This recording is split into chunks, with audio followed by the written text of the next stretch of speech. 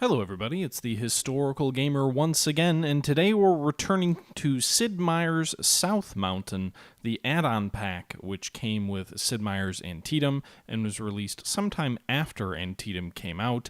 This was a battle pack which added the prelude, sort of the prequel, to the Battle of Antietam, a series of two battles that were called the Battles of South Mountain. The first is South Mountain itself, the second was Crampton's Gap. We fought the battles of Turner Gap, which is what made up the Battle of South Mountain, in a previous couple of episodes. Today we're going to be fighting the Battle of Crampton's Gap, which takes place south of South Mountain between Franklin's Corps in the Union Army and elements of General Jackson's Corps in Parnham and Seams divisions, which essentially are blocking the way for the Union to get to Harper's Ferry. So General Stonewall Jackson's Corps of the Confederate Army of Northern Virginia is currently besieging 12,000 Union soldiers, which will become the greatest loss of Union troops, the largest Union force to ever be forced to surrender during the Civil War at Harper's Ferry. But in order to allow him to do that, he needs to keep the Union Army away so that he can keep this small detachment isolated. And so General Lee has Longstreet to the north in Maryland all by himself. Jackson is in the south kind of all by himself. And these gaps in and around South Mountain are being defended by small Confederate forces. If General Franklin can push his corps through this Crampton's Gap in the south, he can potentially approach General Jackson's rear and force him to give up the siege of Harper's Ferry or suffer an attack on an exposed rear of his line. And so that's the gist of the Battle of Crampton's Gap. If Franklin can break through, he can potentially save 12,000 Union troops at Harper's Ferry. If he fails, then those troops are doomed. As it was historically, he did take the pass, but he didn't move aggressively enough to save the Union garrison, and as a result, those 12,000 men were forced to surrender, and General Jackson's corps would be able to march north and join up with Longstreet in time to fight the Battle of Antietam with the bulk of the Confederate Army in one place.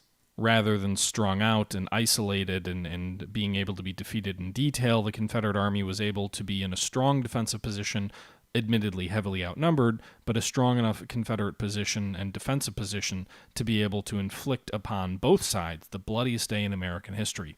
With that being said, this video was taken from a live stream from a couple of days ago, and we're going to go ahead and fight the Battle of Crampton's Gap. Well, with this battle, I think Jackson would be hated by the Southern press. Jackson doesn't come to the aid of Longstreet. Longstreet crushed.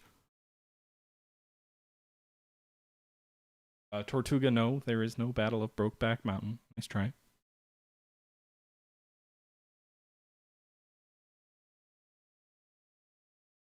Were they made of iron, J Street? But seriously, that's pretty cool.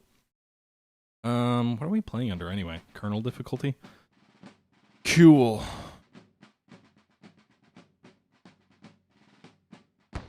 All right, let's play the Battle of Crampton's Gap. It's a much shorter fight. I think it's a more even fight, too, although I could be wrong.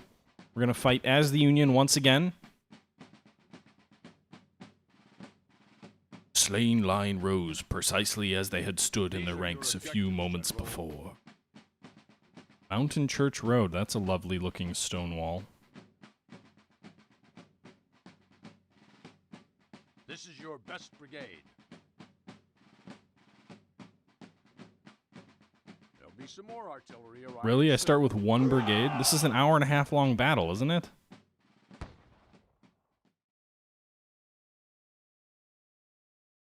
I get an hour and a half.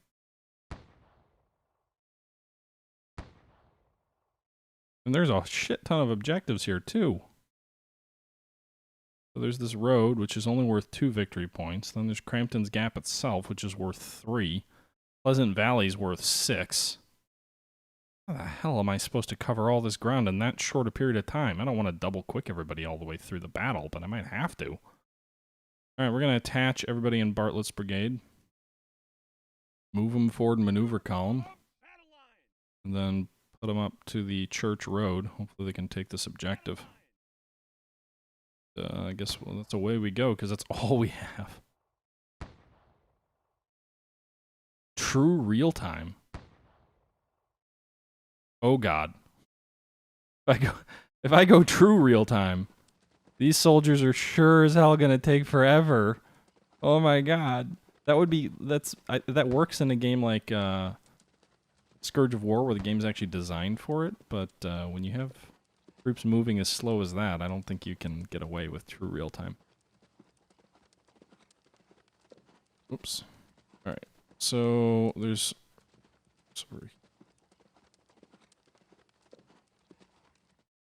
These guys can actually see enemy batteries of artillery. Move this artillery over here. Gonna try and get this artillery to enfilade the enemy position. Alright, rebel cavalry is coming forward as well. God damn. The dreaded skirmishes.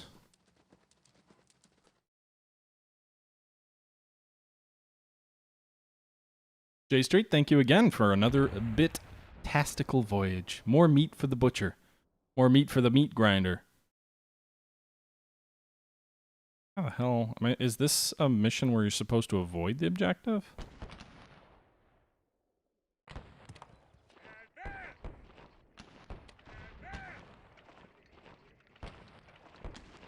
Alright, these guys are definitely in skirmish line formation. Sir, reinforcements are coming up! Let's pause the game. We got reinforcements, which I assume just means those troops that we saw that are being unlocked.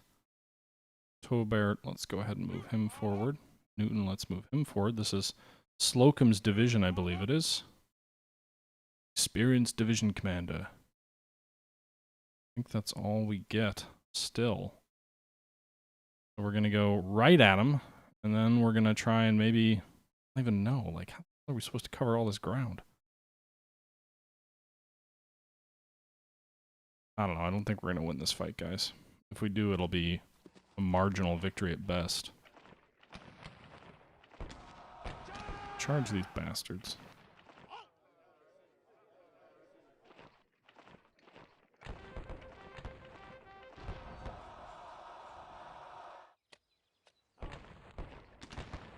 For fuck's sake, more troops up here? They're behind a stone wall. What do we got?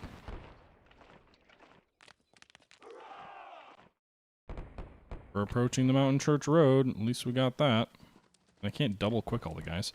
Alright, so at least we've got this. This artillery's not even firing down the flank. Oh, it is. Or it was. Before I ordered it to move.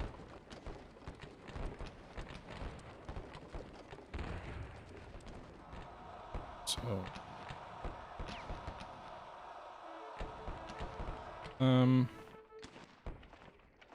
think they're under fire while they're advancing. So they've got a full brigade in line in this road. Alright. Fire down their damn flank. You guys should be exposed, right? You should be able to see some of these troops. Why are you shooting off that way? Target infantry. You can see. Right there. They're right there. Alright, let's move them in closer, I guess. Maybe we can just roll them up into canister range up on the flank.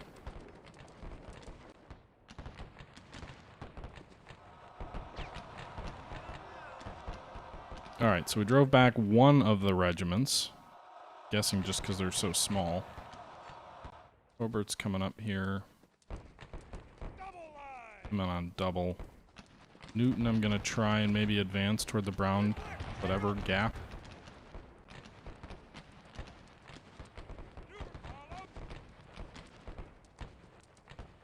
Some infantry here. Shoot at the damn enemy infantry. They're 2 feet away from you.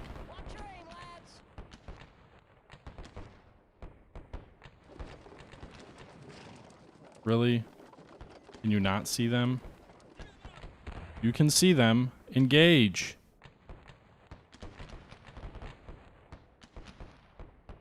What the fuck?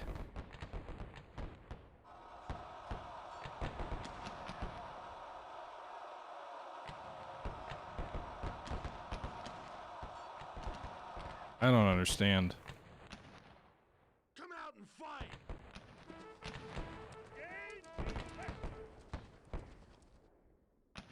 Alright, so we've got just a handful of brigades here to fight these enemy.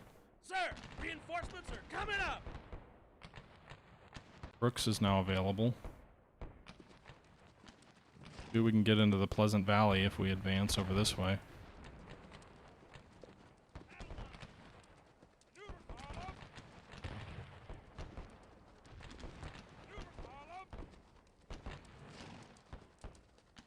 I really need some troops to the north to move toward the actual gap. Taking too long fighting these guys. Don't understand these guns unless they can't even be too close. They should just be using canister. Reporting, General.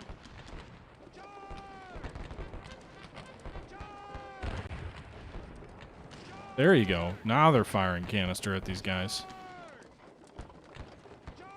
I don't know who's all charging. If it's the artillerymen, maybe?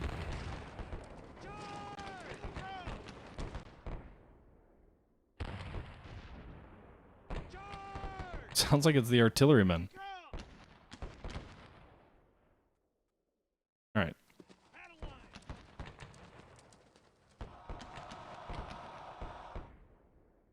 Just rolled my artillery up there. That was old Napoleon style. Alright, Newton, where are you going? We can get him up here. Maybe we can just take the objective. Hate to be moving these troops in column formation and, you know, sight of enemy artillery, but hey, do what you need to do.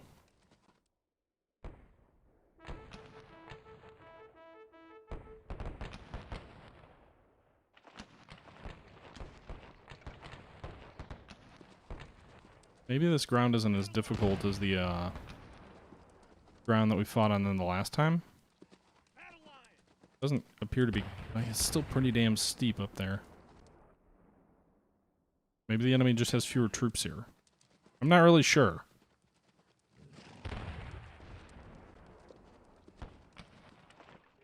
Watch your aim, lads. So artillery is helping here.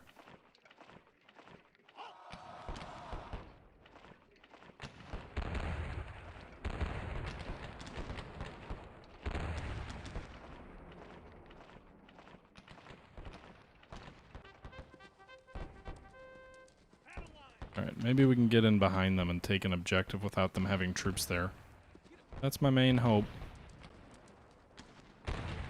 Kind of what I've ordered Brooks to do, is just go up and over the mountain. Do appear to have a substantial number of infantry here in positions, though, but they aren't really hanging in there too much in the way of fighting.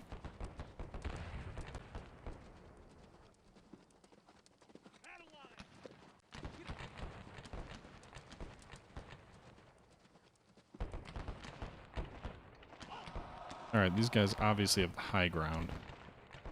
Old Anakin style. It's over, Anakin! I have the high ground!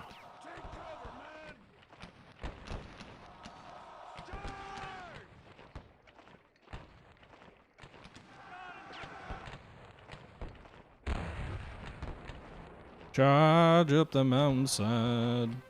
'Cause you don't have time for anything else.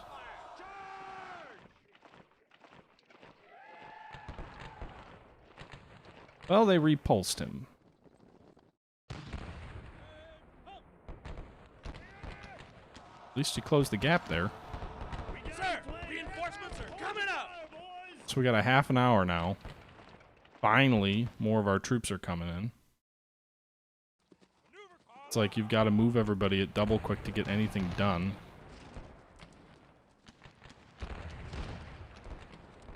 Alright, so we're approaching the Brownsville Gap.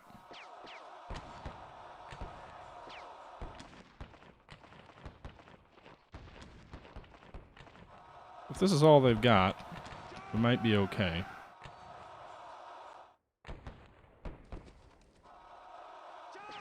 Alright, we're going to try and overwhelm them with multiple charges.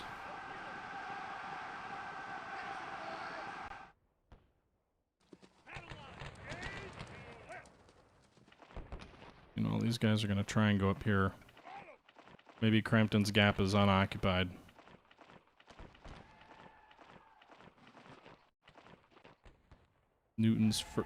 of his brigades has been repulsed.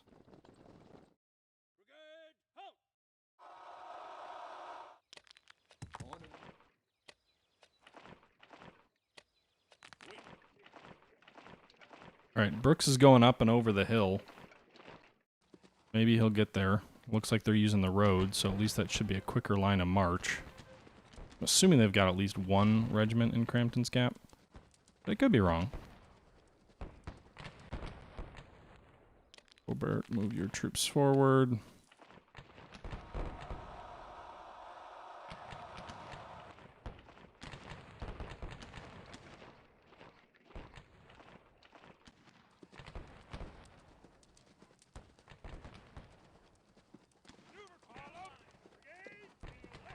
Alright. Maneuver that way. Maybe you can crush them.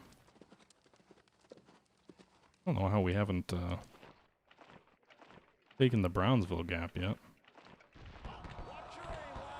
These rebs gotta be on the verge of running. Hold your fire, boys!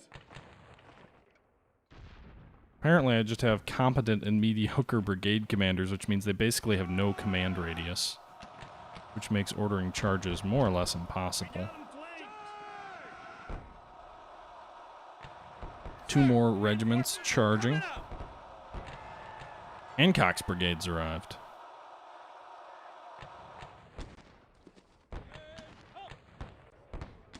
Hold your damn position. We've got the bastards flanked.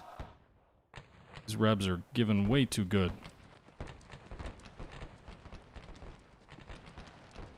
Hancock, you are superb. If only I could get you up here in time.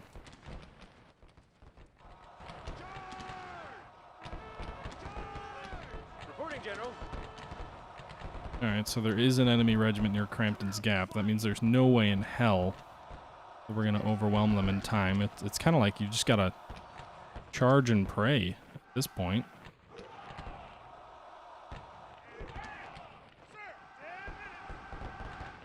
Did we take that damn objective yet? Alright. Good, so we should have taken it now. At least we'll have the Brownsville Gap.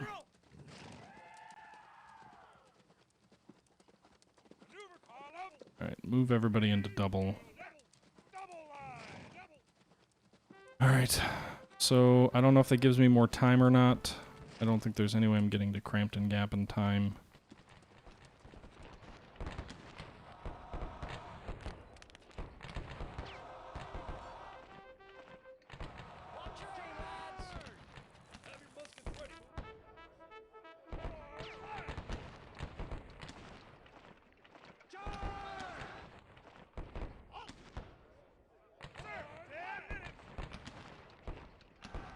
Alright, so we got a little bit of extra time, I think.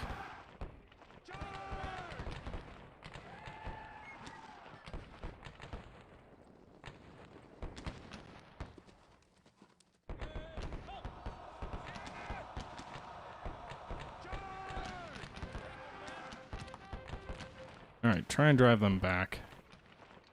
Meanwhile, the enemy has a shit ton of troops in here, so yeah, we're not going to win this battle. How the hell are you supposed to do this in the amount of time that you're given?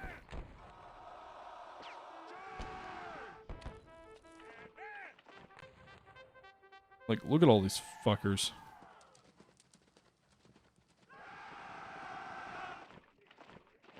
We got the advantage of moving down the hill.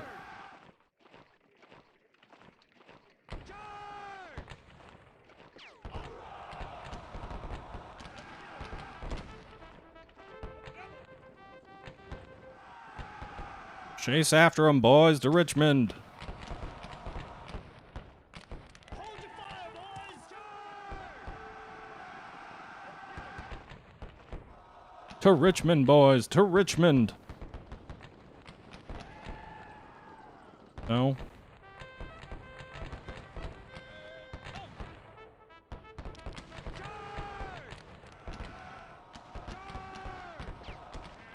So all these regiments are firing at the 2nd Vermont. And there we go. End of time. Confederate victory. Marginal Confederate victory. Now add another 598 casualties. Well, I guess between all told, 998 casualties. So add that to the Confederate losses from before, and presumably, they probably have lost around 8,000 men in this disaster. A marginal victory for the Confederates, meaning they basically hang on so that we can't get to Harper's Ferry in time. So Jackson is going to come up, and perhaps we'll have a Battle of Antietam, although with the Confederate Army losing 6,000 or 7,000 more men than they did historically. Nonetheless, I consider it a victory because we just didn't have enough time. Franklin got his men moving sooner, didn't wait till 5 in the fucking evening to start the attack. Perhaps we win that battle. The other interesting thing with Crampton's Gap is it does give you a speculative 1-hour attack in McLaw's division to the south of Crampton's Gap. Essentially assuming you overrun the Confederates there, then you've got Couch and Smith's divisions going in on McLaw's to try and win a victory. Thanks for the host there, X-Laves. All right, well, it is what it is, guys. I am pleased with the results, even if we didn't win both battles decisively. We did win Turner's Gap decisively, so Longstreet's corps was savaged. With that being said, guys, I think that's going to do it for tonight. A little bit of a shorter stream, but we got in 2 battles, we got in 1 victory, and on the whole, the Union Army far better off than it was historically at the Battle of South Mountain.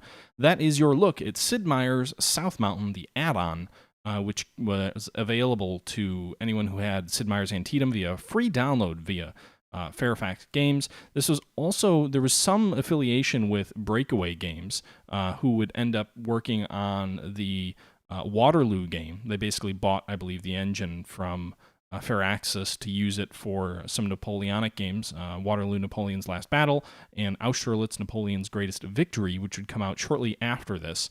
Again, those were not Fairaxis games. They were not quote-unquote Sid Meier's games, but they were using the same game engine and carried it over to Napoleonics. In my opinion, Waterloo, Napoleon's Last Battle is one of the best and most faithful recreations of the Battle of Waterloo of any war game ever.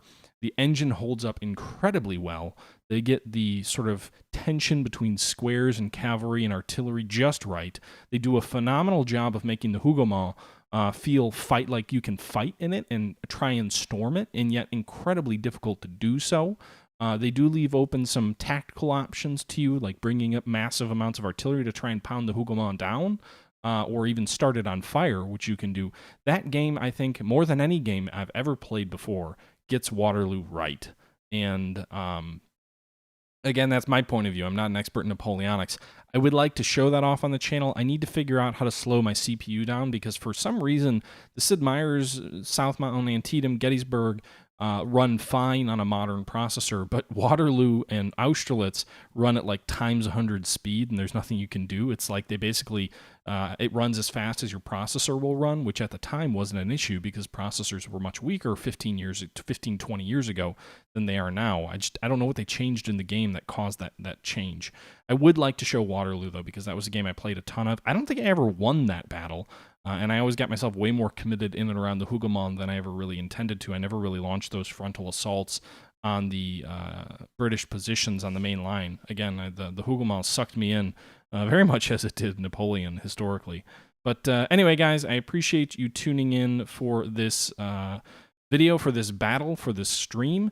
And until next time, this is the Historical Gamer saying thank you for watching, and I'm out.